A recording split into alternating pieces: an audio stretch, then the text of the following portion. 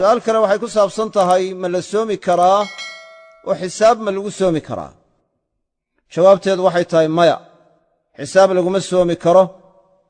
waayo nebigu calayhi salaatu wasalaam xukunkii wuxuu ku xidhay aragtida ayuu ku xidhay.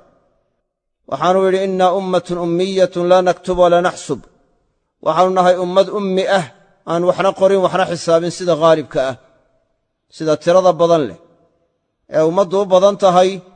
waxna ma qorno waxna markaa ma xisaabinno. marka fasuumuu liru'yatii wa aftiruu liru'yatii, yacni bisha marka araggiisana ku sooma, aragtideedana ku afura.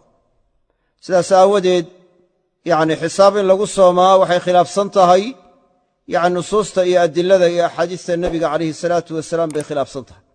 sidaas aawadeed ahlucilmigu waxay dhahan waa bidco, waxay noqonaysaa bidco ayay noqonaysa. marka xisaab laguma soomi karo, lagumana afuri karo.